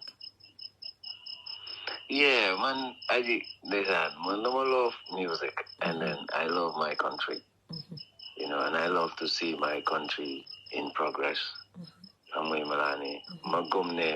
Any Gambian artist or footballer or anything, would them move them out there, it's on our behalf and the person is doing it for us, especially in say artistry. Any win for any artist in Gambia is a win for all of us. So, suma gisee nga def lu nice. I support it. I love, I share, I like, I comment if I can. You know, because man nama ko bañ ba am favorite artist. Man li nga def mooma den ñor. Mun nga nekk up the worst artists are kun you guide Wahantos and Jiko and all that. But then if you do certain song that touches me, that is in line with what I do, and I love like the creativity, like the talent in there, you know, the deliverance, I support it. Leneen looy def sa affaire la, leneen lu si des boobu sa affaire la. Waaye man anything good that I connect to from you, I can support it. You know, but to tell you the truth, I'm not seeing that in return, and I wasn't doing it to see it in return. But yeah, I'm alive, so I will let you know. Like, them nabe said, some of our artists here, even Solen the faces are so new post sa picture, yeah, or sa flyer on their wall. Immediately after the event, then could they delete that from their wall? Like some of them, when they feel so then they're send fan base, send fan, you get to see you through them or get to know what you do through them. But why? For what reason? You know, but they don't want to see any other artist's thing on their walls. It's not a persona, but that doesn't stop me, man. I support the good vibe. I support the reality. I support Gambia, and I want to see Gambia forward. So whatever is Gambian, and it's positive, and it's something that is going to benefit all, I'm in for it. You know. So, and I urge every other artist out there to live like that. If we want to win, like as a country, not as an individual, but as a country, we need to support each other in order for us to win big time. Because look at I win until the other. Nga chapter like them talk fele. Why the win buwarata nyep ambed dekabi yegne deka music munge tugal halis dekabi is going to come through unification. Without it, I'm sorry. You know.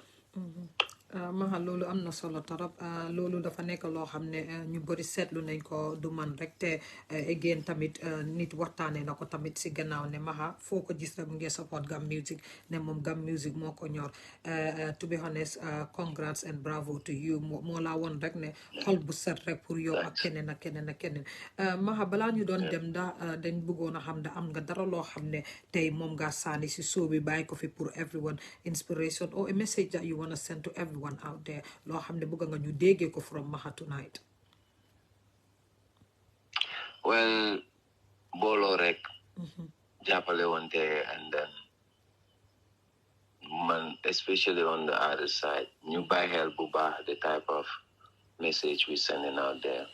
Dëgg la entertainment nee na foo nee na ree kaf, but na ànda xel, you know, nañ ko teg si yoon ñi de xalaataat bu baax what we're giving out there, because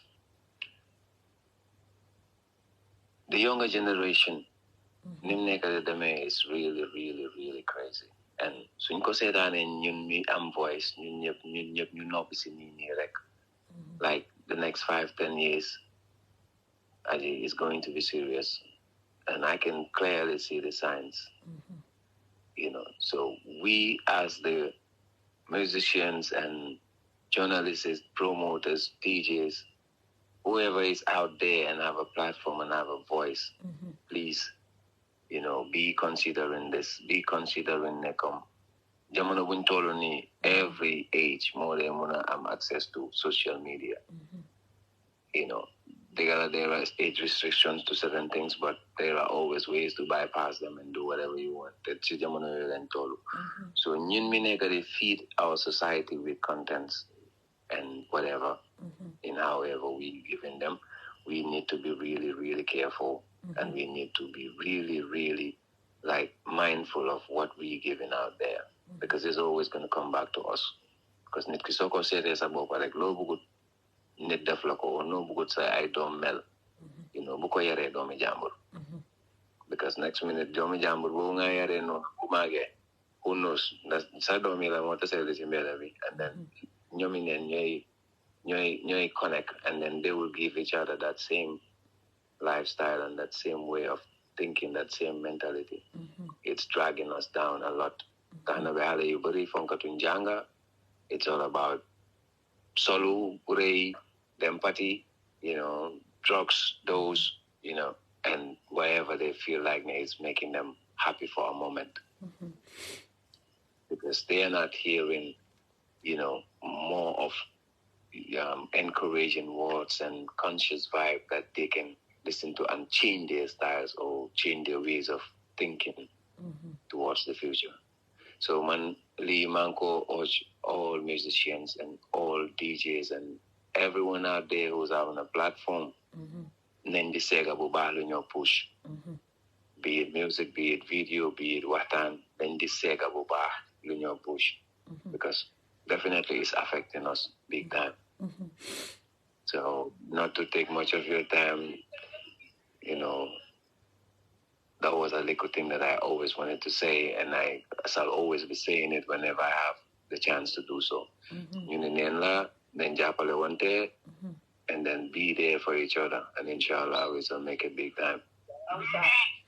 Mahaa li nga wax am na solo torop am na kuy laajte kanda Hadi moom ndeysaan reggae rek la dee déglu ak dancehall moom ndeysaan Hadi moom she is obsessed with reggae ak dancehall guys comme ni ma ko dee waxee the little you can do for your artist is click on their page and go and follow them. They're not asking for money, they're not asking for a penny.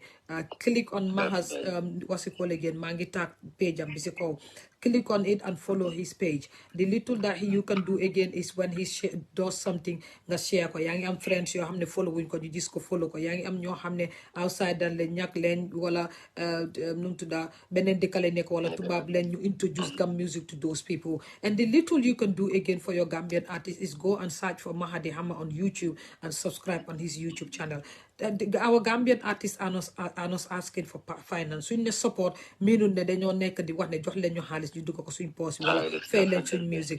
The little they're asking for is follow our page, support us, introduce us in the world by sharing. Yeah, say please the page is tagged Hadi, everyone who is Satan. If this 100 and something watching, if 50 goes on YouTube, 50 goes on Mahaa's thingy, obviously Mahaa wouldn't even think about any other thing. Hamdane lum post rek kenen dako share. I sit on daily si suba dama ew suba ma gis artist ñu gis send something suma what's it called suma WhatsApp bi dama ew suba rek I post on my wall kenen mun na ko de dama dey gis people sharing from when I put it on my wall. And I want to say thank you very much to each and every one of you.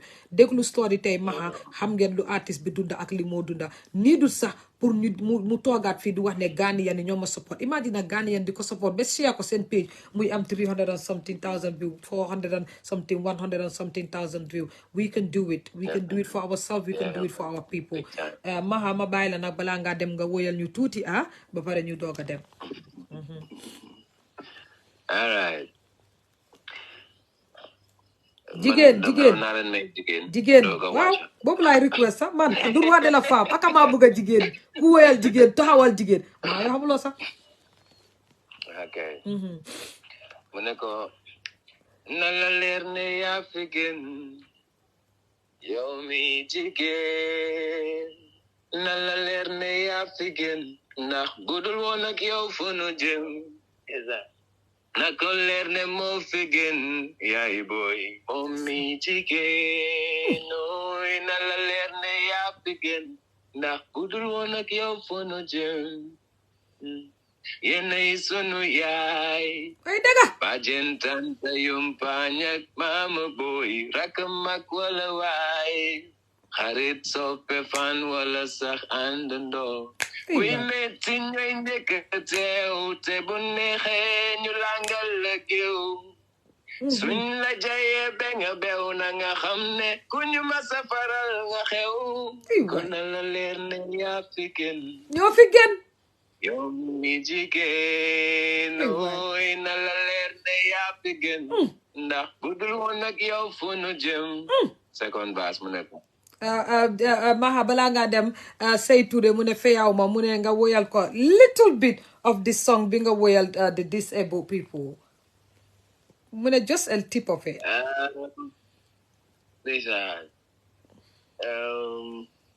Wana dega de ya boy man na ke bagage ya de bari si bopp bi ni tan ba lebal mako si lebal mako gëj naa déglu song bi tuuti wallahi say Mahaa mu ne song boobu relax ñoo ko riir bu réerloo bu confuse suma artiste bi wallahi waay leb naa ko Mahaa léegi balaa ngaa dem kañ mais ñu benn rek man voice ba ma dee mais ñu benn rek si loo mun a fàttaliku please jàppale ma rek beneen tuuti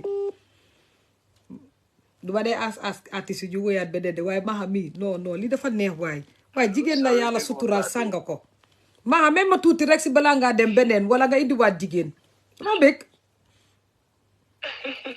jigéen de waaw jigéen ok you know ñoom ñaara de ànd boo laalee jigéen wala laal si xale yi tamit waaw xale yi so there is called Halela in the album yeah I'll go check out it says Halela jàppal loxoom fexe teg ko si yonda gune lay bul ko seetaan kenn judduwul bon Halela yaa ko war a teete woon ko yoon gu baax ndax gune la Halela te xale daal xale la gune la jàpp xale bi rek def ko mbindaan bés bu toggule du lekk du naan saa yu génne bëgg say moromam duy bëgg lu dul daw soli uniforme di xëy di jàngi nit ñoo jaare fa am diplôme ngir mën na bokk ci ndaw yu fas jom doon magi ëllëgi doxal sunu koom-koom xale laay jàppal loxoom fexe teg ko si yoon ndax gune laay bul ko seetaan kenn judduwul bon xale laay yaa ko war a teete woon ko yoon gu baax ndax gune la xale laay te xale daal xale la gune la sama yaram day daw saa yu ma leen gisee ci mbedd mi ñu topp vani di daw te naan ay waleen ndox ma jaay ñii di wër ci mbalit mi loo fay ut mu ne la feeraay nee na daf koy jaayi je tax gisut lorange gi koy gaañ da xale la jàppal loxoom waay fexe teg ko si yoon kenn juddu Mahaa, I'm so much into the song, like, oh my God.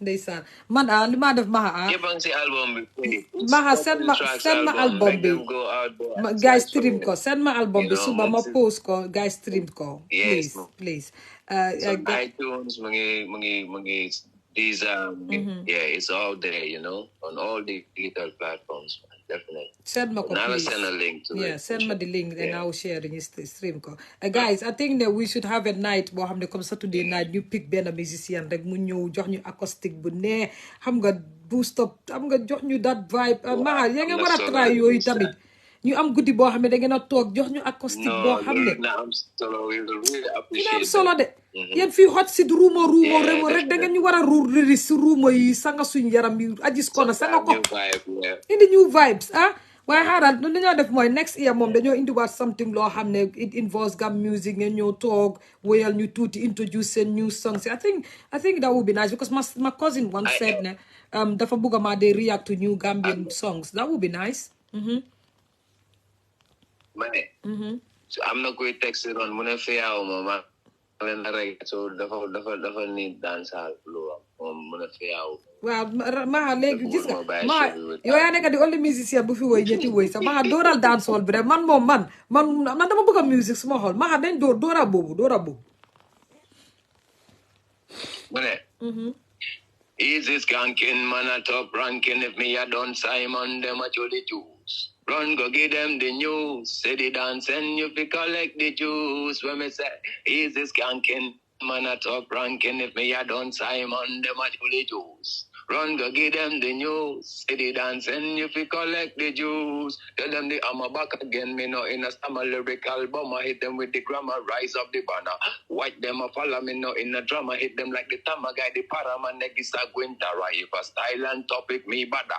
Mix up the swag. Get them raga and daga. Y'all them look with style like the famous Chaka. They most me want a rich type. Bigger than Shabba. Easy skanking, man, a top ranking. If me had done Simon, them a jury juice. Run, go give them the news. Say the dance. And if you collect the juice, this a no win or losing game. Accept your downfall, no play the blame game. Checkmate the SATA, the hood now maintain. In order to cross the sea, you need a captain.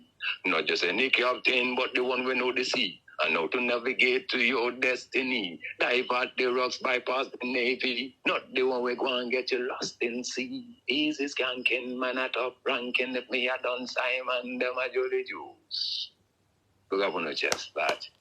Man, if you a business plan, them stream ko. Wala you get it. Modu Lamin, all of Mod Lamin, we talk about a business plan. Mahaa dafa sona, dafa identity. Mahaa send ma the stream on all platform link bi elek ma post ko. Ngeen dem stream the song. Say today soy toga nga stream, soy liggéey nga stream, soy sanga mali nga stream, soy rahasu nga stream. Di ngeen stream bam dok yeen ñep ba bari hanga lu ma neex si platform bi before ma introduce Gam Music. I've got so many people that were following this platform because of some social issues and ñooñu ñep now they involved and so interested in Gam Music because I introduced it to the platform. Ma wax leen ne jërëjëf ma bàyyi Mahaa mu dem tëddi dafa sonn wara su tëddu sax mu dem si boy si nii xam nga rek mu dem laaxu si boy si so Mahaa man you later naa la call ñu wax parce que Mariam Gazama foog ñu lim ko Mariam Gazama dañ ko dee lijjanti Mahaa nga man dama dëgër boppa Mariam dañ ko laa du ma dee faate man de dugal naa Mariam laa yow yaa dugal Mariam guddi bii Mariam bii dama ut say tuude sax ñu de uti Mariam lii suñ point of duty la waaw parce que dañ ko link waaw wala déedéet Mariam dinañu leta wala mu firiñu waaw mooy am so Mahaa ma bàyyi la ma wax la thank you very much for having to come to the show ak ñi seetaan ma wax leen jërëjëf ba next week yeah thank you guys have a good night kiss mwah